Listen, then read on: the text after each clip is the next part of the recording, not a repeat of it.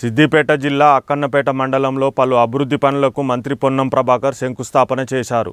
ఈ సందర్భంగా మంత్రి పొన్నం ప్రభాకర్ మాట్లాడుతూ రాబోయే ఎండాకాలంలో తాగునీటికి ఇబ్బందులు కలగకుండా చర్యలు తీసుకుంటామన్నారు. హుస్నాబాద్ నియోజకవర్గంలో ఏ గ్రామాల్లో నీటి ఎద్దడి ఉంది, ఎక్కడ ఇబ్బందులు ఉన్నాయన్న దానిపై ఎప్పటికప్పుడు అధికారులతో పర్యవేక్షిస్తామన్నారు. త్వరలో కొత్త రేషన్ కార్డులను ఇచ్చే ప్రక్రియను ప్రారంభిస్తున్నామని వెల్లడించారు.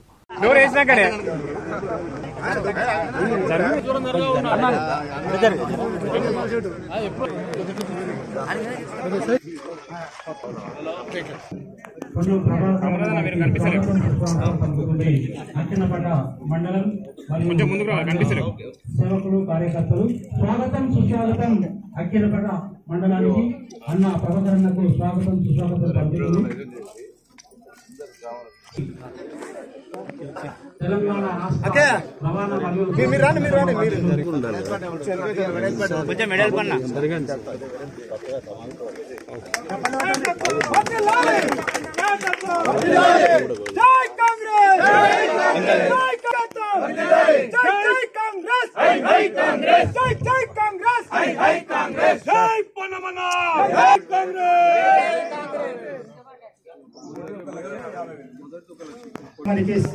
శంకుస్థాపన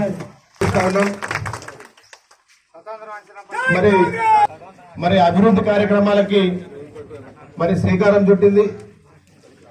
మరి ఇదే అభివృద్ధి కార్యక్రమాలు కూడా అక్కనపేట ప్రాంతం అభివృద్ధి కోసం పెద్దలు మంత్రి గారు కృషి చేస్తారని చెప్పి నేను పూర్తి స్థాయిలో ఆశిస్తూ, మరి రానున్న రోజులన్నీ మొదటనే ఉన్నాయి కాబట్టి ప్రభుత్వం కొత్తగా ఏర్పడినందువల్ల మరొకసారి అక్కనపేట మండల కేంద్రం కూడా ఏర్పడింది. మరి కొంచెం సమస్యలు కూడా మరి అన్నగారు కూడా మళ్ళీ వచ్చి ఎక్కడైనా ఈ పని అయితే ఈ సమస్య పరిష్కారం అయితే ప్రజలకు ఉపయోగం అంటే తప్పకుండా రాజకీయాలకు అతీతంగా సమస్య పరిష్కరించేటువంటి బాధ్యత నాది. నాకు చెప్పకుండానే వట్టిగానే దాన్ని ఏదో ఎవరైనా దృష్టికి రాకపోతే ఏం చేసేది ఉండదు.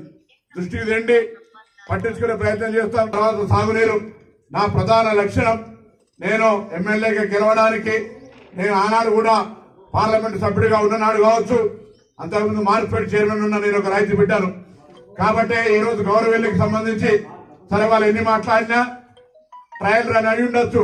దానికంటే ముందు 70% టన్నులు మేము పూర్తి చేసి ఉండొచ్చు. అభివృద్ధి అనే నిరంతర ప్రక్రియ. నీళ్లు మాత్రం రైతులకు అందలే, ఇది వాస్తవం. కారణం కాలువలు లేవు. అక్కడ ఉన్నప్పుడు ట్యాంక్ పూర్తయింది, అందులో నీళ్లు తీసుకురావచ్చు, కానీ అవి బయటకు పోయేటువంటి మార్గం లేదు. అందుకే ప్రభుత్వం, రాష్ట్ర ప్రభుత్వం ప్రాధాన్యత గల ఇరిగేషన్ ప్రాజెక్టులల్లా గౌరవెల్లి ప్రాజెక్టును పెట్టింది. దానికి సంబంధించి సెక్రటరీ మంత్రి గారు ఉత్తమ్ కుమార్ రెడ్డి గారు, సెక్రటరీ రాహుల్ బొజ్జా గారు, అదేవిధంగా ఇంకొక కార్యదర్శిగా మొన్నటిదాకా ఈ ప్రాంత సమస్యలు తెలిసినటువంటి కలెక్టర్ జీవన్ పాటిల్ గారు ఇవాళ ఆ ఇరిగేషన్ కార్యదర్శిగా పోయినారు. కాబట్టి గౌరవెల్లి ప్రాజెక్టుకు సంబంధించి నేను గౌరవెల్లి సమస్యలు తెలిసిన వ్యక్తిగా కాలువలు తీయించి ఇప్పటికే భూసేకరణ జరుగుతా ఉంది.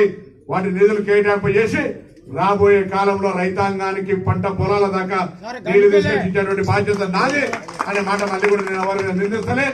దానికి సంబంధించిన చర్చ చేస్తలేను. అది దాని తర్వాత పూర్తిగా నీళ్లు రైతులకు అందినాడు నా కళ సహకారం నెరవేరిందనుకుంటా అనే మాట సందర్భంగా మనం చెప్తాం. జడ్చర్ల నియోజకవర్గం మిడ్జిల్ మండలం అయ్యవారిపల్లి గ్రామం నుండి మహబూబ్ నగర్ వైద్య కళాశాలకు తరలిస్తున్న ఇసుకను మైన్స్ అధికారుల పర్యవేక్షణలో జరగాలని భారతీయ జనతా పార్టీ సీనియర్ నేత బాలా త్రిపుర సుందరి మాట్లాడుతూ, అక్రమంగా తరలిస్తున్న ఇసుక గురించి స్థానికంగా ఉన్నటువంటి ప్రజలు చాలా ఇబ్బందులకు గురవుతున్నారని, అలాగే కంప్లైంట్ కూడా వస్తున్నాయని, మిడ్జిల్ మండలంలో స్థానికంగా ఉన్నటువంటి వారు కొత్త ఇండ్లు కట్టుకుంటున్నటువంటి స్థానికులకు అనుమతులు ఇవ్వాలని, అలాగే మండల అధికారులు మైన్స్ ఇసుక మాఫియాని అరికట్టాలని మండల పర్యటనలో భారతీయ జనతా పార్టీ సీనియర్ నేత బాలా త్రిపుర సుందరి తెలిపారు. కానీ అది సక్రమంగా అవుతుంది సార్. ఇప్పుడు నా తాన చాలా ఫోటోలు ఉన్నాయి. ఇప్పుడు చర్చ దాదాపు 10 తాళ పోసారు. నిన్నటి నుంచి మామనార్లో పోయలేదు సార్. మామనార్ ఫోటో తీసుకొచ్చారు సార్. ఇప్పుడు మామనార్లో ఈ యొక్క ఐవార్పల్లి నుండి అక్రమంగా జరుగుతున్న ఇసుక దానిపైన ఈరోజు బీజేపీ ఒక వివరణ ఇచ్చింది. దీనిపైన అక్కగారిని మాట్లాడాల్సిందిగా మనం చేస్తున్నాం.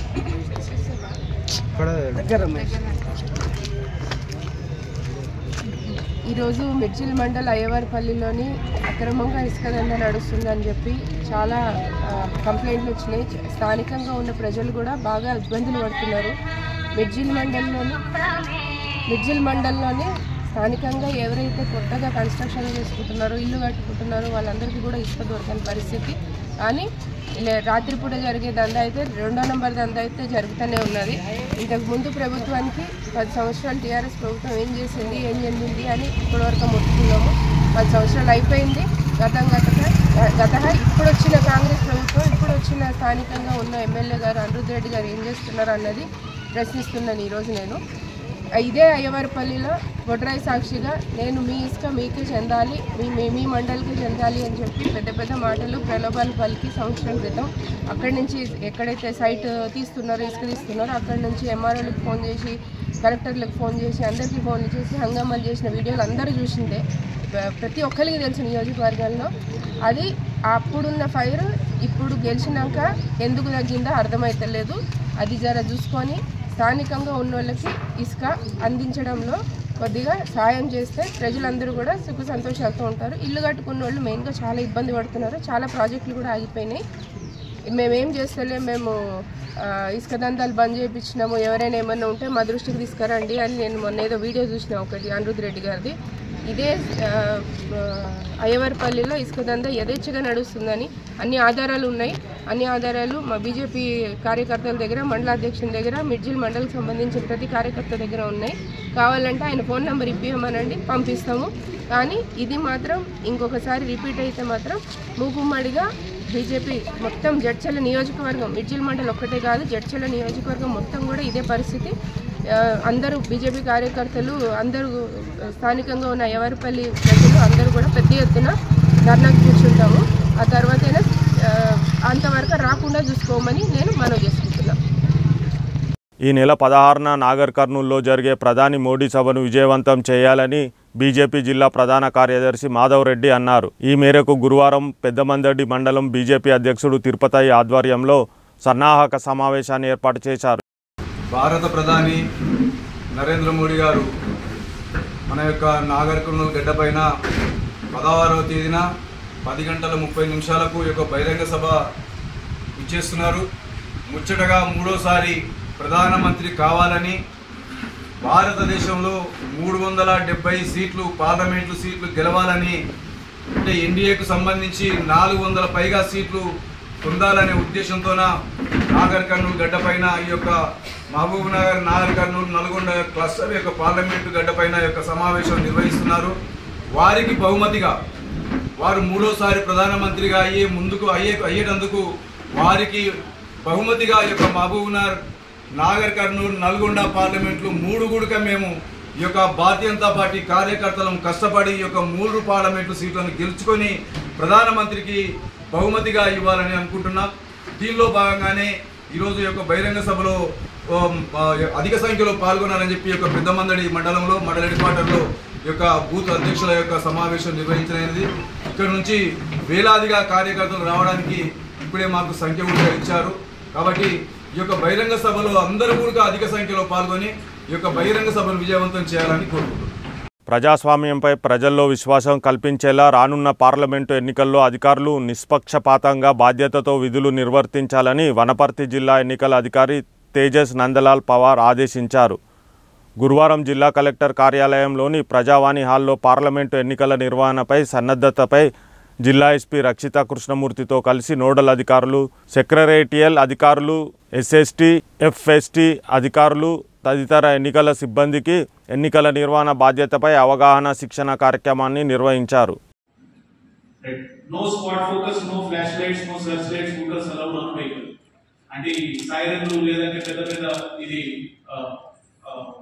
మైక్స్ పెట్టేస్తారు వితౌట్ పర్మిషన్, అది పర్మిట్ ఉండదు.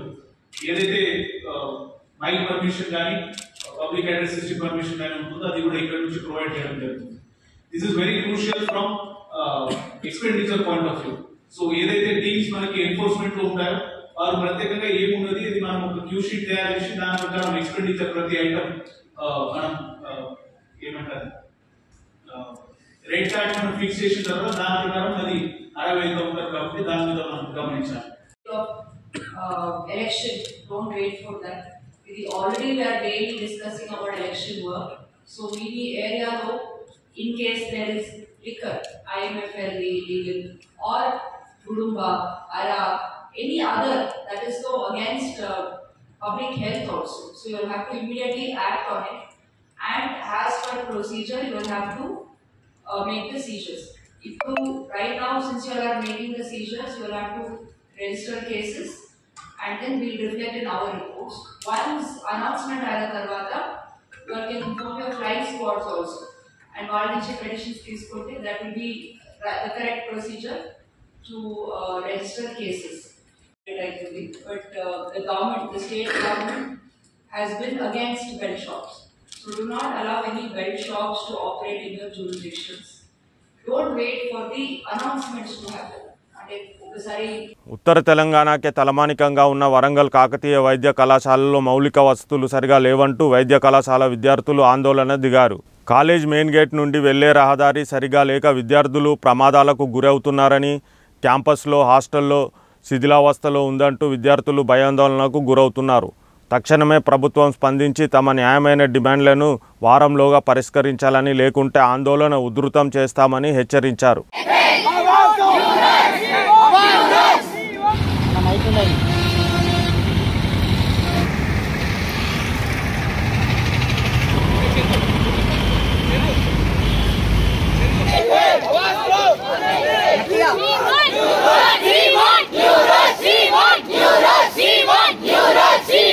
నీకు చింత అదిగో పెట్టగుంట, ఎందుకు బాబు నీకు చింత అదిగో పెట్టగుంట, కేంద్రీ రోడ్లు మా హక్కు, ఆవాజ్ దో హమేకే, ఆవాజ్ దో హమేకే, ఆవాజ్ దో హమేకే, ఆవాజ్ దో హమేకే, కేంద్రీ రోడ్లు మా హక్కు, we want new roads, we want new roads, కేంద్రీ రోడ్లు మా హక్కు, ఇన్నవడే మాకికో, కేంద్రీ రోడ్లు మా హక్కు, ఇన్నవడే మాకికో, we want new roads, new roads.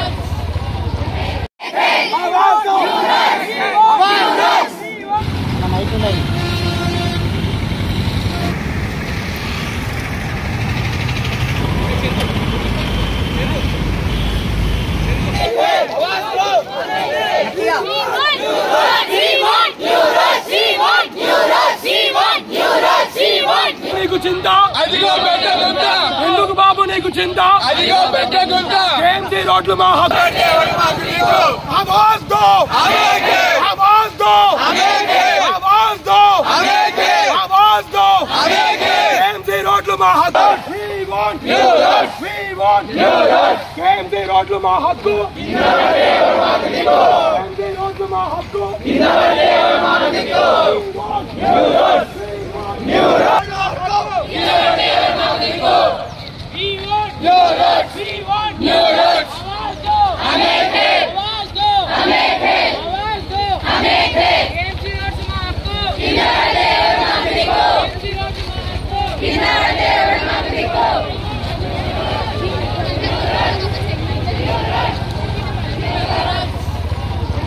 Sangareddy జిల్లా కొత్త పరిశ్రమల స్థాపనతోనే నిరుద్యోగ సమస్య పరిష్కారం అవుతుందని సంగారెడ్డి జిల్లా ఎస్పీ రూపేష్ అన్నారు.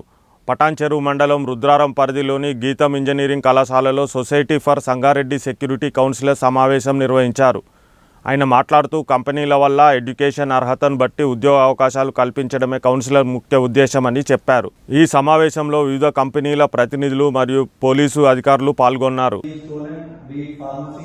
Be it engineering, many valuable materials are being stolen, and sometimes there is no CCTV, sometimes there is no lighting, sometimes there is no patrolling from outside, because we are working at Saturday plus fractions time. So, and literally out of 100 agencies are cascading effect to make the work possible. So we want to take the help of all these experts and train your personnel also. So further, we have a society also. It was established 3 years back, but because of COVID and many other issues, it was not functioning well. So I just wanted to revive that organization so that we will be in regular touch and we will be interacting with, so that your industries will flourish and our crime rate will come down. At the end of the day, the public will be happy and you will be happy. Let's see what inputs. He is saying that Pawan Reddy garu em cheptunnaru nenu mee company ku vasta antunnaru. So how many companies he can go by doing his regular job? What I want to create is a platform where you will send your representative. Suppose today he wants to give a session on fire safety. So you please send one person who is in charge for that fire safety in your company, so that the best practices of the company like MSN or some other MNC companies are there. They are practicing the best practice in the safety. So they will train your personnel, because small industries will be there, some 10 people, 15 people. They cannot hire the trained professionals. They will hire some informal professionals, and to give training to them, they cannot afford it. So security or any kind of issues that you are facing. So now, as many government officials have explained about the fire safety and chemical handling of chemicals and many other issues. So my presentation basically completely depends on a different perspective. It's not just confined to the fire accidents in the industries or the chemical explosions in industries. Because I have called many schools also, I have called many other hospitals and some other persons. So basically my motto is this: strengthening Sangareddy's security fabric through partnership and innovation. So with your partnership and inputs, he is saying that Pawan Reddy garu em cheptunnaru nenu mee company ku vasta antunnaru. So how many companies he can go by doing his regular job? What I want to create is a platform where you will send your representative. Suppose today he wants to give a session on fire safety. So you please send one person who is in charge for that fire safety in your company, so that the best practices of the company like MSN or some other MNC companies are there. They are practicing the best practice in the safety. So they will train your personnel, because small industries will be there, some 10 people, 15 people. They cannot hire the trained professionals. They will hire some informal professionals, and to give training to them, they cannot afford it. So security or any kind of issues that you are facing. So now, as many government officials have explained about the fire safety and chemical handling of chemicals and many other issues. So my presentation basically completely depends on a different perspective. It's not just confined to the fire accidents in the industries or the chemical explosions in industries.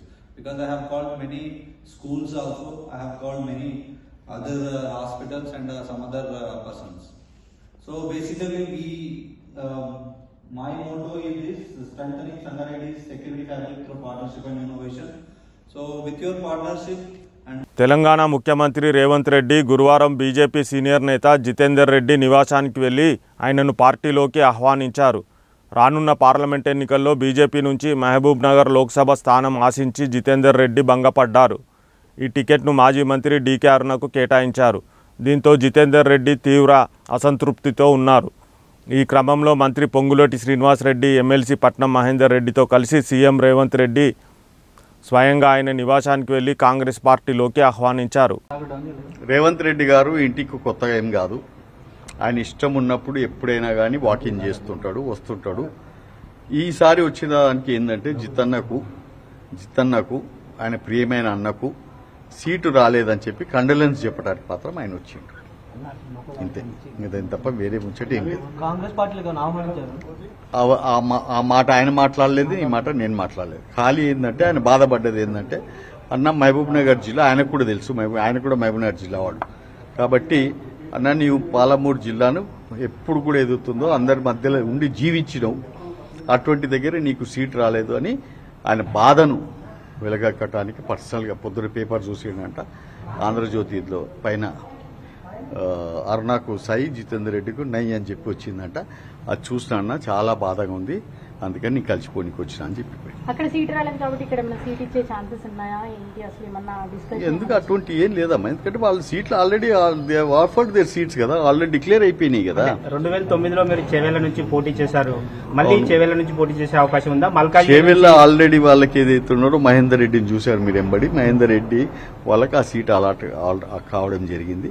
కాబట్టి అటువంటి ఛాన్స్లు ఏం లేదు, దాని మీద ఏం ఊహించుకోకండి మీరు.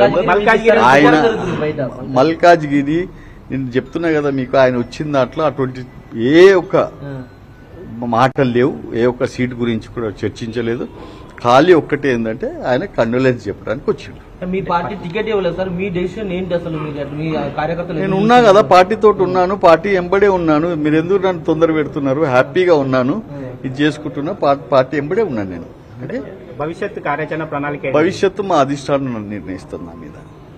Sir నిన్నటి వరకు పార్టీ వీడుతున్నారు అని ఒక టాక్ నడుస్తున్న నేపథ్యంలో ఇవాళ సీఎం ఇంటికి రావటం అనేది ఒక చర్చనీయాంశమే కదా. అది మీరు నడిపిండొచ్చు, కానీ నాకైతే అటువంటి ఊహలేదు, అటువంటి ఏపీ.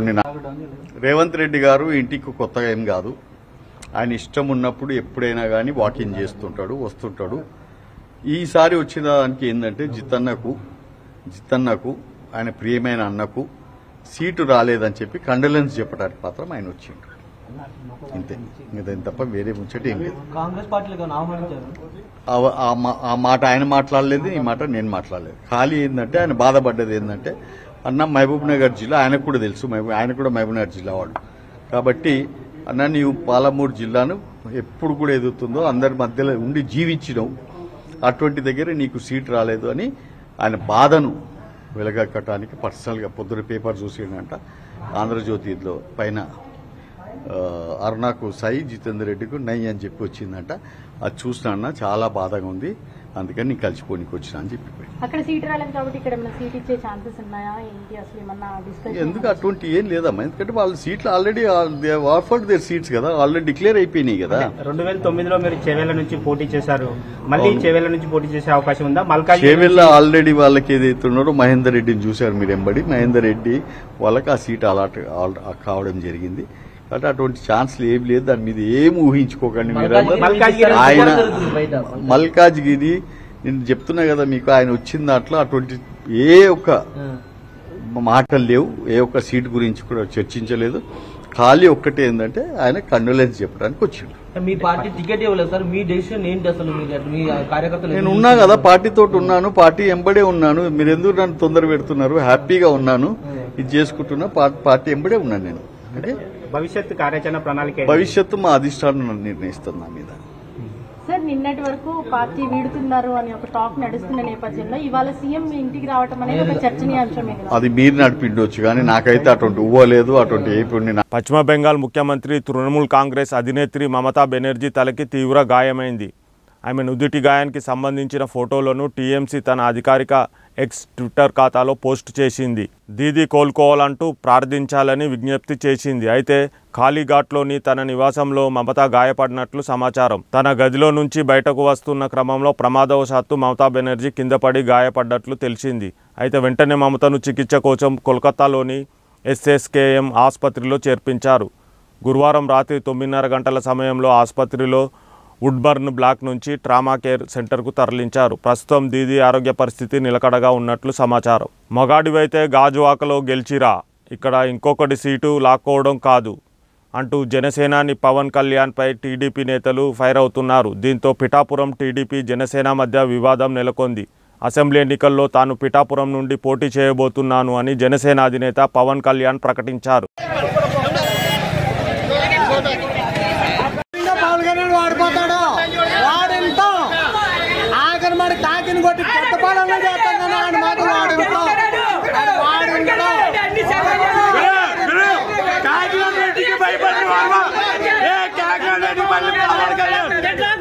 కాకినాడ రెడ్డికి పవన్ కళ్యాణ్ భయపడింది. కాకినాడ రెడ్డికి కాకినాడ రెడ్డికి భయపడిన పవన్ కాకినాడ రెడ్డికి భయపడిన పవన్ కాకినాడ రెడ్డికి డబ్బుంటే చంద్రశేఖర్ పోటీ పవన్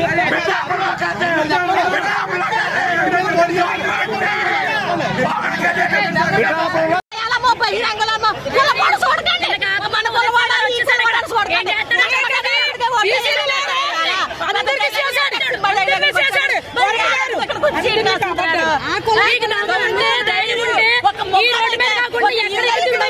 గాజువాకలో ఓడిపోయాడు, అక్కడే పోటీ చేసి నెగ్గించి రమ్మని అది పోకతామంటే ఇక్కడ నాయకుడి దగ్గరకు వచ్చి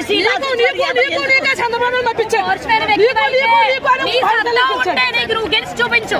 ఒకటి సీట్ లాక్కోండి ప్రయత్నం చేయకు, ఎంగిలాకులు తీసుకుని ఎదవా నువ్వు.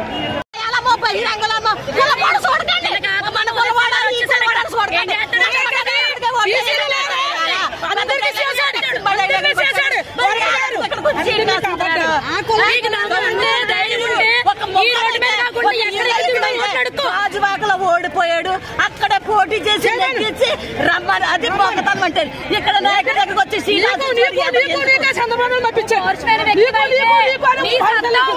నువ్వు గెలిచి చూపించు. ఒకటి సీట్ లాక్కోండి ప్రయత్నం చేయకు, ఎంగిలాకులు తీసుకుని ఎదవా నువ్వు. పిఠాపురం జనసేన ఎమ్మెల్యే అభ్యర్థిగా పవన్ కళ్యాణ్ ఈ విషయాన్ని స్వయంగా ప్రకటించారు. జనసేనాని పవన్, అంతేకాదు తనకు ఎంపీగా పోటీ చేసే ఆలోచన కూడా లేదన్నారు పవన్. నాకు ఎమ్మెల్యేగానే పోటీ చేయాలని ఉందన్నారు. ఎంపీగా పోటీ చేసే అంశంపై పెద్దలతో మాట్లాడి నిర్ణయం తీసుకుంటా అంటూ పవన్ కళ్యాణ్ వ్యాఖ్యానించారు. జనసేన పార్టీ ఆవిర్భావ సభలో పవన్ కళ్యాణ్ ఈ కీలక వ్యాఖ్యలు చేశారు. ఎంపీగా పోటీ చేయాలా లేదా అనేది కొద్ది రోజుల్లో ఆలోచన, అంటే నాకేం అదే ఇవన్నీ ఎస్లు ఉన్నాయి నోలు ఉన్నాయి. అది ఎట్లాగనేది నాకైతే మనసులో ఎమ్మెల్యే ఉంది.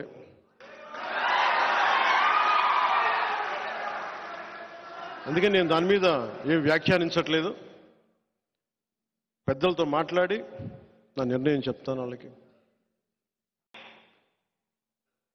ఎంపీగా పోటీ చేయాలా లేదా అనేది కొద్ది రోజుల్లో ఆలోచన, అంటే నాకేం అదే ఇవన్నీ ఎస్లు ఉన్నాయి నోలు ఉన్నాయి. అది ఎట్లాగనేది నాకైతే మనసులో ఎమ్మెల్యే ఉంది.